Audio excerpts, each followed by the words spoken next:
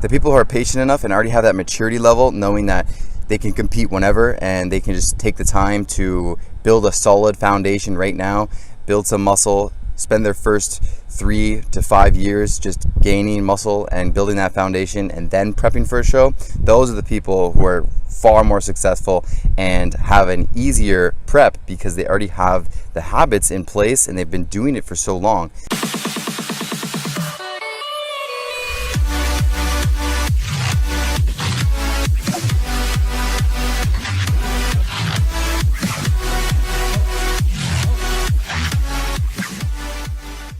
In this video, I just wanted to discuss the bodybuilding mindset and typically, the issues that are arising in today's society with too many people wanting to get in the best shape of their lives, but not really having any training background or any experience with tracking nutrition or training. So in most cases, people are trying to prep for bodybuilding shows with no background experience, and they're trying to learn new habits while prepping, and that calls for a recipe of disaster. So you want to have some background experience already tracking your nutrition and already tracking your training. So when you get into a bodybuilding or physique competition prep, you already have those habits on autopilot, and it's already easier for you to do it. I believe this stems from social media. So people are posting pictures on Instagram and they look amazing, so other people who don't really have much experience want to look like that. When it comes to competing, you need to establish your why. You need to know why you're doing this, why you want to do it, and make sure it's for the right reasons. If you want to do a 16-week prep just to get in the best shape of your life, that's totally cool. That's totally fine. It's just dangerous because if you don't have that experience, then when you get deep into it, you're gonna have psychological issues.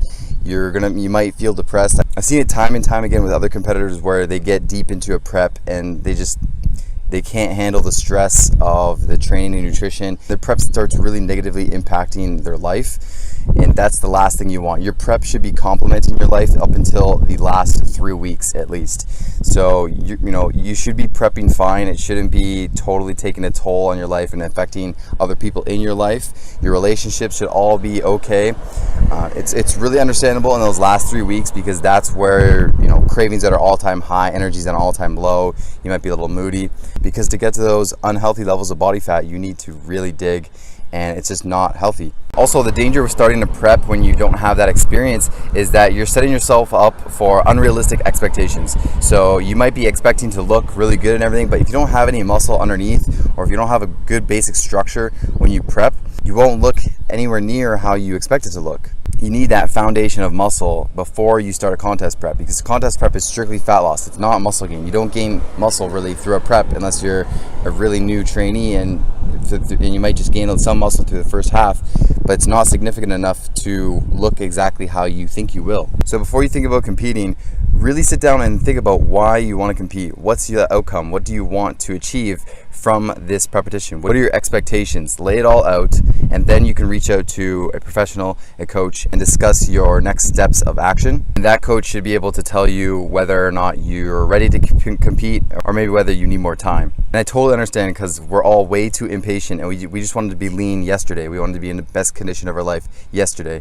We want everything now. And I also think that stems from social media. We're all too connected and seeing what's going on all the time, and we want things now. The people who are patient enough and already have that maturity level, knowing that they can compete whenever and they can just take the time to build a solid foundation right now, build some muscle, spend their first 3 to 5 years just gaining muscle and building that foundation and then prepping for a show. Those are the people who are far more successful and have an easier prep because they already have the habits in place and they've been doing it for so long. Bodybuilding is a 24/7, 365-day sport. So there isn't just a 12-week, 16-week prep. It's your life. It's all the time. So build that foundation and step on stage when you're ready. There's no rush. There's always going to be shows to compete in. I'm guilty of being impatient myself. As soon as I started training when I was 16 years old, I was training with the thought that one day I'm going to step on stage and compete in men's physique. I wanted to compete right away, but I at least spent 3 years of training before I stepped on stage. I stepped on stage for my 19th birthday,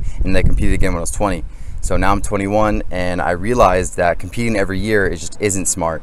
If you compete every year, you're burning yourself out and you're wasting precious time to build more muscle that you need to step on stage and actually go toe to toe with these bigger people. You know, I'm 21 years old. I finally built the maturity to know that I need to take more time off and really improve on my physique. So that's why I'm not competing until next summer. And I'm focusing on coaching more clients now, spending my time just helping others while I focus on improving my physique.